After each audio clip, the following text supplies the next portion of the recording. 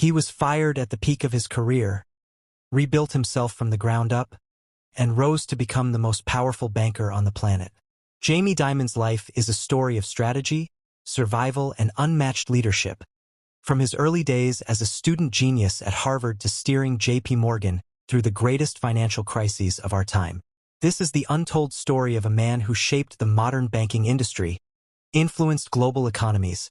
and became the one CEO the world listens to when danger strikes. Stay with us, because the journey of Jamie Dimon is not just a biography. It's a masterclass in power, discipline, and resilience. Jamie Dimon, born March 13, 1956, in New York City, rose from the bustling heart of Manhattan to become one of the most influential and resilient figures in modern global finance. A man whose decisions, instincts, leadership, and survival through crises have shaped the trajectory of the American banking system for decades, and his story begins long before Wall Street knew his name. Rooted in a Greek immigrant family whose surname, originally Papadimitriou, was shortened to Dimon by his grandfather upon arriving in the United States, carrying with him not only old-world traditions but also an unshakable belief that education, discipline, and relentless work were the keys to building a better future. His father, Theodore Dimon, worked as a stockbroker, exposing young Jamie early to the rhythms and language of the financial world, where conversations about markets, risk, and opportunity were part of daily life. And this environment nurtured his natural curiosity, analytical mind, and competitive drive, shaping him into a student who did not simply aim to succeed academically but to understand the deeper mechanics of industries and systems. He attended the prestigious Browning School and later enrolled at Tufts University, where he majored in psychology and economics, developing a unique blend of financial intuition and human insight that would later become one of his greatest strengths as a leader. For Dimon understood early that finance was not only about numbers but about people, behavior, incentives, and the emotional turbulence that moved markets. After graduating from Tufts, he worked at Shearson Lehman for 2 years before heading to Harvard Business School, where he cemented his reputation as one of the sharpest minds of his generation, graduating in 1982 as a Baker Scholar, an honor reserved for the top 5% of the class. And during his time at Harvard he met Sandy Weill, the man who would become both his mentor and the most significant influence on the first half of his career, initiating a partnership that would shape the evolution of American banking. Weill saw in Dimon not just intelligence but relentlessness, discipline, and a strategic brilliance beyond his years, and Dimon, in turn, saw in Weill an opportunity to learn the intricacies of corporate building and acquisition strategy at the highest levels. So he joined Weill at American Express immediately after graduation, beginning a meteoric rise that soon took him to Commercial Credit Company, where he played a central role in restructuring the struggling lender into a profitable, growing financial force.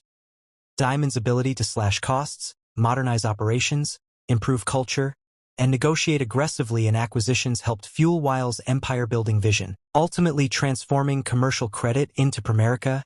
and then into Travelers Group, a massive financial conglomerate whose acquisitions included Smith Barney and Salomon Brothers, moves that expanded Dimon's skill set in investment banking, insurance, and wealth management. At each step he demonstrated not only operational talent but also a remarkable ability to bridge cultures, manage egos, and unify organizations through clear direction and relentless discipline, all while maintaining a reputation for toughness, candor, and near-photographic memory of financial details. And by the time Travelers merged with Citicorp in 1998 to form Citigroup, one of the largest financial institutions in history, Dimon had become one of the brightest rising stars in global finance, the presumed heir to Sandy Weill's throne.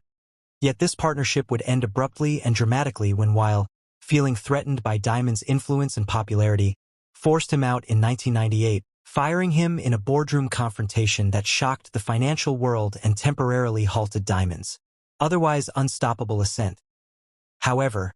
this setback proved to be a turning point rather than an ending, for Dimon, instead of retreating quietly, used the opportunity to reassess his future, reconnect with his ambitions, and search for an organization where he could build long-term greatness. And in 2000 he found that opportunity in Chicago, taking over Bank One, a struggling regional bank facing operational inefficiencies and low morale. Dimon brought his trademark discipline, cost-cutting, and leadership style to the institution, eliminating unnecessary bureaucracy, installing new risk systems, revamping culture and focusing aggressively on profitability, transforming Bank One from an underperforming lender into a strong, stable, competitive financial institution within just a few years. A turnaround that caught the attention of JPMorgan Chase, which acquired Bank One in 2004, bringing Dimon into the upper echelons of one of the oldest and most prestigious banking institutions in the world. Dimon quickly rose to CEO in 2005 and chairman in 2006, taking the reins just as the global financial system was heading toward the greatest crisis since the Great Depression. And under his leadership, JPMorgan Chase would not only survive but stand as one of the strongest and most stable financial giants through the 2008 financial collapse. Dimon's emphasis on risk management, conservative underwriting, and rigorous oversight allowed JPMorgan to avoid the catastrophic losses suffered by competitors like Lehman Brothers, Bear Stearns, and Merrill Lynch. Although JPMorgan ultimately acquired Bear Stearns under Dimon's leadership as part of a government-brokered rescue that would shape public perceptions of the bank for years to come. Despite its relatively strong position, JPMorgan was not untouched by the crisis, facing billions in write-downs and regulatory scrutiny. But even during the meltdown, Dimon's steady hand and clear communication made him a rare figure admired across political, business, and public circles. Often viewed as the only major bank CEO who truly understood the complexity of the crisis and had the credibility to explain it.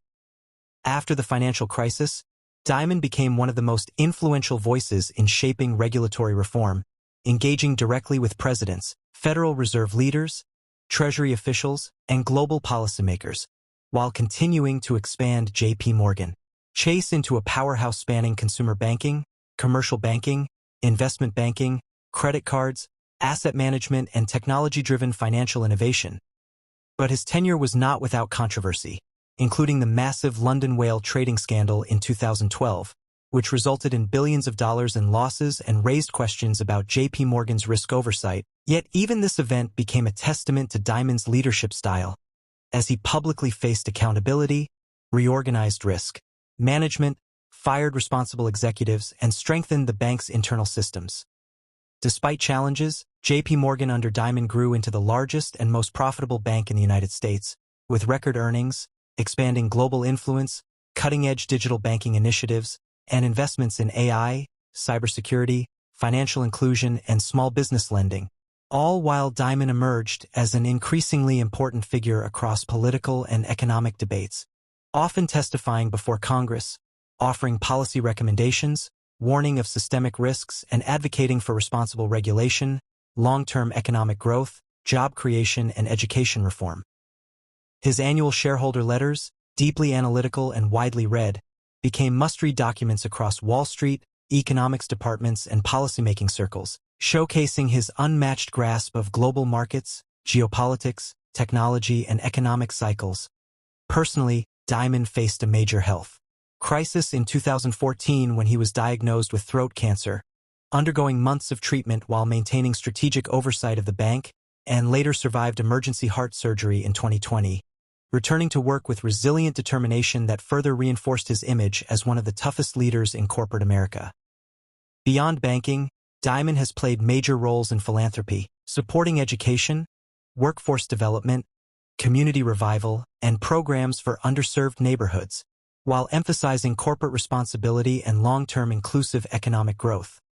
Throughout his decades-long career, Dimon has remained known for his tough, direct communication style, disciplined decision-making, and ability to navigate both crisis and expansion with a blend of strategic insight and operational mastery, becoming not only the longest-serving major bank CEO, but also one of the most respected business leaders in the world. Today, Jamie Dimon stands as a symbol of resilience, reinvention, leadership under pressure, and the complex yet crucial role of financial institutions in global stability, having shaped modern banking through decisions that affected millions of customers, employees, markets, and governments.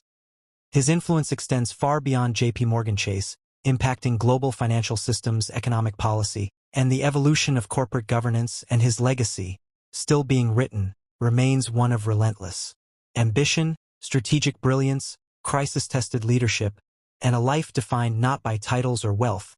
but by an unyielding belief in discipline, responsibility, and the power of clear-eyed decision-making to shape the fate of institutions and the broader economy.